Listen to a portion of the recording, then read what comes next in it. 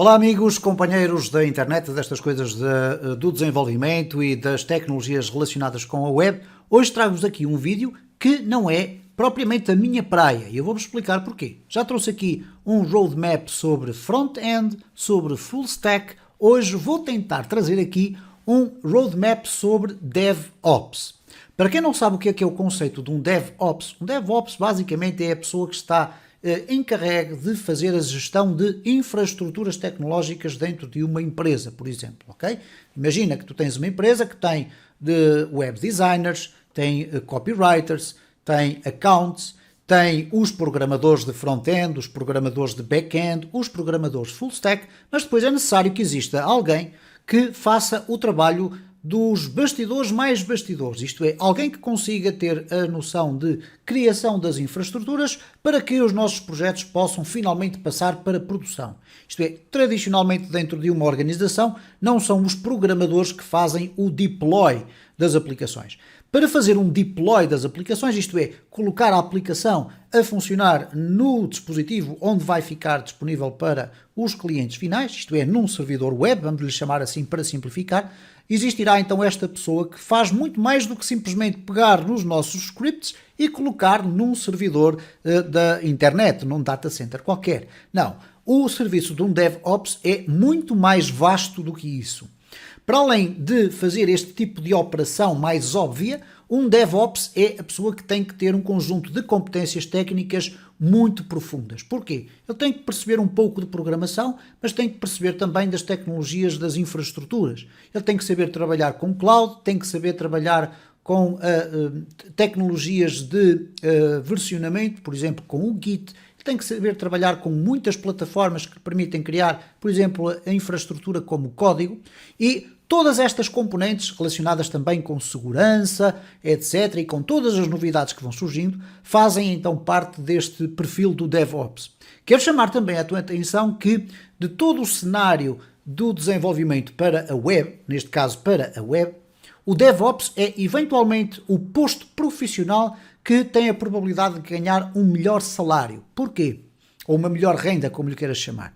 Existem muitos programadores front-end, muitos programadores back-office, full stack, etc. Mas um bom DevOps é alguém que é difícil de encontrar no mercado de trabalho. Então, se o mercado neste momento ainda procura muito programadores e a demanda é muito grande, para DevOps, o DevOps eu poderia dizer que quase consegue ganhar o que ele quer, porque de facto é uma posição altamente técnica, muito especializada, mas que as empresas precisam. Bom, dito isto, vamos fazer aqui um panorama muito rápido e eu vou-te tentar explicar de uma forma muito simples o que é que são cada um destes conceitos que vamos ver aqui no nosso roadmap e chamo já a atenção porque há muitos que eu desconheço, ok? E se porventura algum deles eu falar alguma asneira muito grossa, por favor deixa na secção dos comentários a tua correção, ok? Bom, posto isto, DevOps, o desenvolvedor de operações, a pessoa que faz a manutenção da infraestrutura, ele tem que saber algumas linguagens de programação, ou convenientemente deve saber Python, Go, Ruby, Rust. Bom, eu aqui iria acrescentar algo que não está aqui, que é saber utilizar programação em Shell, saber utilizar muito bem o Linux, ok? Já vamos ver aqui que existe. Mas basicamente o que é que ele precisa de saber? Alguns conceitos relacionados com linguagens de programação, mais de programação de baixo nível, isto é, não estamos a falar aqui do Python. O Python pode ser usado em algumas ferramentas para organizar a infraestrutura em forma de código, mas fundamentalmente aqui o Go, o Rust, saber também conceitos relacionados com JavaScript e o Node.js para as configurações das plataformas, fundamentalmente saber depois programar em Bash, se vai trabalhar com servidores no Linux. Tem que ter um conhecimento muito bom de sistemas operativos. Existem fundamentalmente dois grandes sistemas operativos que são a base do funcionamento da web. O Windows com o seu IIS, ou IIS, perdão, assim é que é, mas fundamentalmente a internet é construída por cima de servidores Linux. Então saber Ubuntu, o SUSE Linux e depois algumas distribuições mais específicas, Flatcar, o CentOS, etc., que são distribuições tipicamente já construídas para dar suporte ao funcionamento de servidores web, ok? Então é muito importante que ele tenha conhecimentos de sistemas operativos. E, obviamente, como é que é ter conhecimento de sistemas operativos? Tradicionalmente são sistemas operativos sem componente visual, sem serem desktop. São servidores apenas com linhas de comando, a qual o DevOps vai aceder através de uma Secure Shell, de um terminal ou até diretamente dentro do próprio servidor, enfim, se tiver acesso por outra forma qualquer, para poder fazer as configurações, as manipulações que entender, criar regras para usuários, essas coisas todas. Ele tem que ter conhecimentos nessa área. Depois, fazendo aqui o resto do nosso caminho, obviamente aprender a trabalhar com o terminal, verificar o que é que está a acontecer a todo momento com registros de logs, monitoramento de processos que estão a ser executados dentro de um servidor, tudo isso é absolutamente fundamental para um DevOps. Portanto, um DevOps não é aquela pessoa que só entra no momento em que é necessário colocar qualquer coisa em produção. Ele tem que ir fazer o acompanhamento de todos estes processos e ver se tudo está a funcionar corretamente. Aqui, finalmente, fala aqui no scripting, Bash Scripting e PowerShell é importantíssimo, com os editores mais tradicionais dentro de um terminal de Linux, que é o caso do Vim, do Nano, do Emacs ou até, por exemplo, do Micro. Existem muitos editores de texto que funcionam dentro de um terminal de Linux e que permitem então aos programadores poderem estar a trabalhar dentro de um servidor, maioritariamente utilizando Bash Scripting, que é uma linguagem própria para configurar a execução de serviços, a manipulação de file system dentro de um servidor, etc. GitHub, GitLab, Bitbucket, whatever, Gitea, tudo isto é necessário ter então noções muito sólidas de versionamento de software, saber utilizar, por exemplo, um GitHub desta vida e todas as funcionalidades que a plataforma permite ter, nomeadamente fazer pull requests, tratar a questão dos issues, etc. Ele tem que ter a noção disso, ok? O VCS Hosting é as plataformas, o Git é uma coisa, as plataformas de repositórios remotos é outra, ok? São complementares uma da outra e é importante que ele tenha a noção de tudo isto. Como, por exemplo, ligar um VCS Hosting, neste caso um GitHub desta vida, ligá-lo, por exemplo, a uma infraestrutura de servidores e, desta forma, ter então a possibilidade de, ao levantar um servidor, automaticamente o servidor vai buscar ao repositório remoto a informação que é necessária para colocar novamente o site a funcionar. Okay? Depois, obviamente, serviços que permitem colocar o servidor web a funcionar como um serviço, ou com um serviço, ou vários serviços, enfim, que possam tratar os pedidos e elaborar as respostas do servidor. Os mais conhecidos, o Nginx, o Apache, depois existe também o Tomcat, o IIS, que é da Microsoft, e aqui tem que ter também noções do que é o Caching Server. Caching significa basicamente um servidor conseguir guardar informação de, por exemplo, HTML e recursos estáticos que rapidamente pode apresentar como resposta sempre que o pedido seja feito para o mesmo tipo de conteúdo e dessa forma não obrigar a que o servidor faça um conjunto de trabalho de recalcular o aspecto visual da página. Não, ela já está ali pronta a ser servida e, portanto, torna a navegação muito mais fácil. Um load balancer, que basicamente é um conceito que permite que uma determinada infraestrutura, se estiver a ter aqui um nível excessivo de acessos, existe então uma infraestrutura paralela que vai repartir esse volume excessivo de pedidos e, portanto, para gerar velocidades de resposta mais rápidas. Um reverse proxy, um forward proxy, firewall, está tudo relacionado com a gestão, como é que os pedidos entram na nossa infraestrutura e como é que eles são canalizados dentro da nossa infraestrutura. Podemos ter aqui um proxy, basicamente é um intermediário entre os pedidos que chegam ao servidor e depois o que acontece dentro do servidor para depois receber as respostas e poder devolver para quem as pediu. Depois continuamos aqui, entramos numa área que é absolutamente fundamental, não só para um DevOps, mas também para, em termos de conceitos mais básicos, para um programador, que é os modelos de utilização de containers. Nós, durante muitos anos, trabalhámos num cenário em que tínhamos, para além das hospedagens partilhadas, que são as mais baratas, as mais comuns, tínhamos servidores virtuais, ou a VPS, ou Virtual Private Server, e servidores dedicados. Isto é, compras uma máquina e lá dentro tu tens a instalação de um Linux, ou um Windows também, mas pode ter um Linux, e dentro desse Linux tu instalavas lá uma versão do PHP, uma versão do MySQL, ou se calhar tinhas dois servidores separados, e definias uma versão do PHP e todos os sites tinham que se manter com essa versão. Grosso modo seria isto. Com esta realidade dos containers, que nasce com o Docker e com o Redshift, enfim, uma série de outras soluções, mas maioritariamente com o Docker, que é a mais conhecida, o que aconteceu aqui foi que esta noção de um servidor que só pode ter uma versão do PHP ou uma versão do Node.js, isso acabou. Porquê? Porque a partir de agora tu podes construir dentro de um servidor um conceito que é muito semelhante ao conceito de máquinas virtuais, mas que funciona de uma forma muito mais interessante em termos de gestão de recursos. Então, para isso é usado o Docker.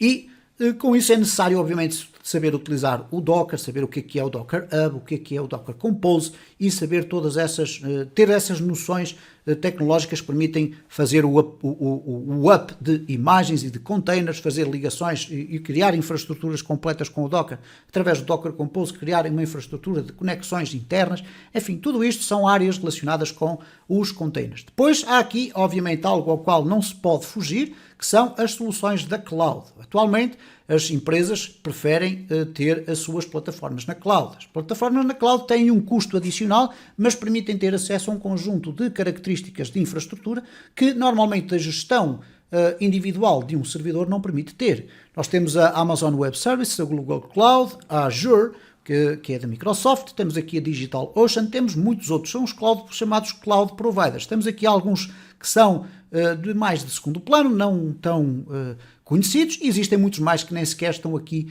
elencados. Mas basicamente os Cloud Providers são aquelas empresas grandes tecnológicas que nos oferecem lugar nos seus servidores e massivos data centers para colocarmos soluções de nuvem. O que é que as soluções de nuvem têm e que se distingue de uma solução de um servidor privado?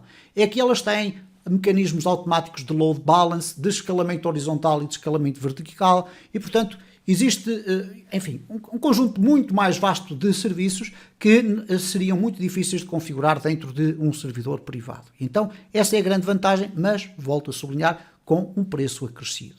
Depois nós temos aqui também uma área muito importante para um DevOps, que são as partes relacionadas com o networking, ou neste caso, a questão relacionada com as redes, com segurança e com protocolos. Redes, segurança e protocolos é algo muito importante. Porquê? Nós estamos a trabalhar num cenário em que há muita gente a entrar, há muitos pedidos provenientes de zonas onde nós não percebemos muito bem de onde elas vêm. Então é necessário que nós tenhamos sempre as nossas plataformas e as nossas infraestruturas protegidas com o máximo de rigor. O networking está relacionado com a forma da rede, como é que as coisas se comunicam.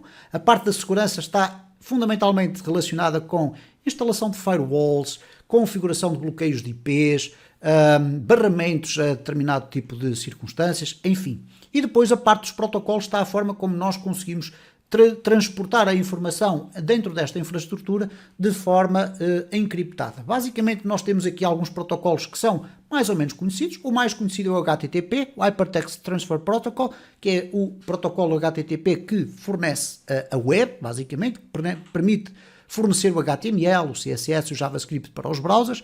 O HTTPS, que significa HTTP Secure, que basicamente tem subjacente a si a inserção no meio deste processo de comunicação de um certificado que vai permitir que as comunicações sejam transportadas de forma encriptada, portanto bastante mais seguras. Depois tens de ter o conceito do File Transfer Protocol ou Secure File Transfer Protocol, é um protocolo de transferência de ficheiros diferente do HTTP, maioritariamente utilizado, por exemplo, com softwares como o FileZilla, por exemplo, para tu poderes copiar e enviares para o interior de um servidor ou copiares de um servidor para ti ficheiros do file system.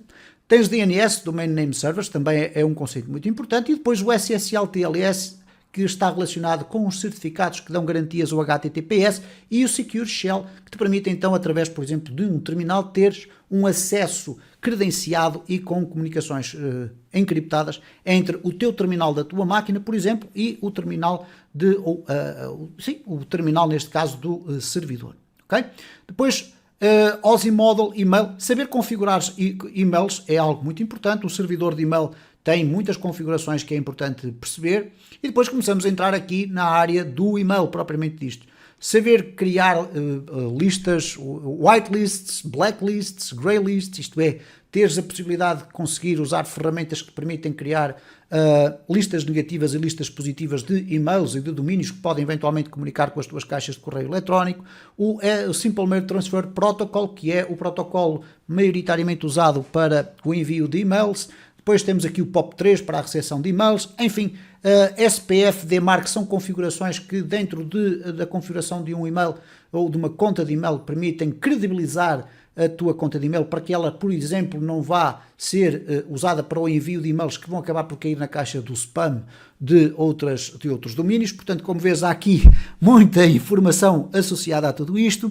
Depois tens aqui Cloudflare, AWS Lambda, Azure Functions, portanto são tudo sistemas de funções, neste caso relacionadas com o serverless. Serverless é um conceito que ainda não está suficientemente cimentado em termos de grande visão de futuro para a web. O serverless basicamente é um sistema, um conceito relacionado com a ideia de que tens uma aplicação feita, colocas na AWS e não tens que te preocupar com a infraestrutura. A AWS vai analisar o teu projeto e vai colocar o teu projeto onde for necessário para que ele esteja disponível sempre. Não tens que andar lá a lançar um EC2 ou ligar um EC2 com um S3 ou fazer conexões do que quer que seja. Não. Aqui tens a possibilidade de ter a tua nuvem a fazer a gestão da infraestrutura por ti. É um conceito um bocadinho mais avançado. Depois tens aqui aprovisionamento de infraestrutura. Aqui a questão do Terraform e da AWS CDK ou por aí fora, são ferramentas que permitem definir a tua infraestrutura através de código. Escreves código com instruções e a tua infraestrutura é arrancada de forma a ser executada aquela instrução. Quero criar mais um servidor, quero que este servidor se ligue àquele, quero criar aqui dentro um cluster qualquer de servidores. Ora, tudo isto é muito interessante, mas é um universo que está a evoluir bastante e, obviamente, eu estou apenas a dizer-te aquilo pela rama. Eu não domino estas áreas, não é a minha praia, como eu disse no início do vídeo, mas é bom que tu também fiques com uma noção do que é. E, obviamente, aqui dentro do site do Roadmap ou do Roadmap SH, tu podes sempre clicar aqui e ter algumas informações sobre o que cada uma destas tecnologias significa. O provisionamento da infraestrutura, penso eu que estará relacionado com a questão de teres código suficientemente bem escrito, em termos, por exemplo, do Terraform ou algumas alternativas ao Terraform, em que tu escreves o código que já está configurado para escalar a tua infraestrutura no caso de ela não ser suficiente para dar resposta aos teus clientes. Depois tens aqui configurações ou sistemas de configurações. O Ansible está no mesmo território do Terraform, por aí fora, o Chief, o Puppet e por aí fora. GitLab CI, GitHub Actions, eu nunca percebi muito bem como é que isto funciona, também nunca me dei ao trabalho de estudar o que é que isto significa, mas está relacionado com estes conceitos de Constant Integration, Constant Delivery, por aí fora, eu penso que é assim que se chama. Neste caso, portanto, é mecanismos que de forma automática, sempre que tu queres fazer um deploy em produção ou no ambiente de desenvolvimento, etc., e vais utilizar a tua infraestrutura, são mecanismos que têm, de certa forma, automatizações já definidas e que permitem agilizar estes processos, ok? Sealed Secrets, Cloud Specific Tools, Vault, SOAPs, não sei, eu penso que é gestores de passwords. As passwords são são um inferno dentro do universo da infraestrutura. Há passwords para tudo, desde os usuários até configurações de servidores de base de dados, todos eles têm passwords e tu tens que guardar as tuas passwords de forma muito segura para evitar que alguém apanhe as tuas passwords. Como podes ver aqui, o cenário de um DevOps é uma coisa extraordinariamente extensa. Monitorização de infraestruturas absolutamente fundamental. Um dos mais conhecidos, ou o sistema mais conhecidos, é o Prometheus, ok?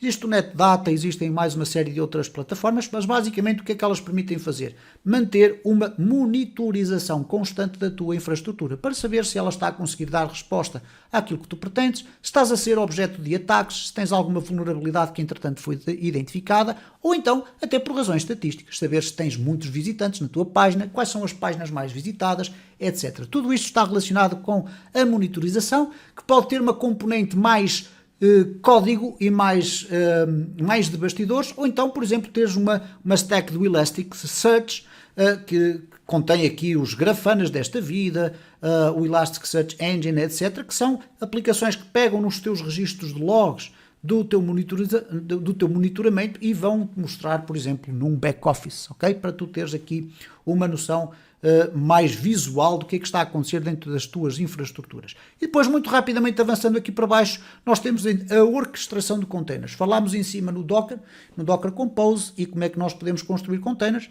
Temos depois um layer acima desse, que é a orquestração de infraestruturas numa escala mais alargada. Por isso, uma das estruturas mais conhecidas, que é o Docker Swarm, e depois, por cima desse, o Kubernetes. O Kubernetes é um sistema de orquestração de Docker, ok?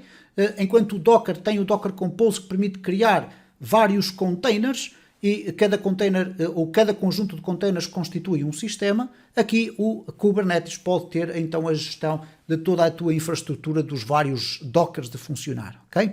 E basicamente é isto. Depois há aqui outras coisas, eu vou-te dizer muito sinceramente, há aqui muita informação que eu nunca me dei ao trabalho de estudar, nem sequer de ter uma noção mais básica do que é. Passei-te aqui, eu tentei passar dentro da minha modesto conhecimento, dentro do meu modesto conhecimento desta área, aquilo que eu sei ou que já ouvi falar, sem um grande conhecimento aprofundado, mas eu acho que se tu tens neste momento alguma ideia de avançar por esta área do DevOps, este é um excelente ponto de partida. Porquê? Porque tu vais perceber qual é fundamentalmente o conjunto de arquiteturas de software, de engenharia, etc., que tu necessitas saber e dominar, para a partir daqui poderes ir clicando em cada uma destas tecnologias e ir saltando para cada um dos links que te vão aparecer. Por exemplo, vais aqui à área dos containers, tens aqui depois links para informação externa que eu acho que vão ajudar-te a percorrer este caminho. Não é um caminho fácil, não é, mas fica aqui este alerta. É o caminho que dá mais dinheiro dentro da área da programação. Esquece os programadores de React, os programadores de Laravel, nada disso bate um bom DevOps. Eu espero ter contribuído então para te acrescentar mais algum conhecimento, teres evitado um bocadinho o teu interesse por esta área, é uma área com muita demanda de mercado e muito pouca gente a dedicar-se a ela. E eu acho que tens aqui uma excelente oportunidade se queres começar neste mundo das tecnologias. É um caminho complexo, mas lá está, não há sucesso sem trabalho e por conseguinte está lançado então aqui o desafio para tu te aventurares nisto tudo. Se és apenas um programador, também não perdes tempo nenhum, não perdes nada com isso, em vires aqui a este espaço e conseguires ir clicando em alguns destes conceitos, pelo menos para ficares com um conhecimento mais ou menos superficial sobre cada uma destas tecnologias. Espero ter então agregado mais algum conhecimento. Muito obrigado pela tua presença aqui, pelo teu apoio. Se chegaste aqui até ao fim deste vídeo, és um herói e até uma próxima oportunidade.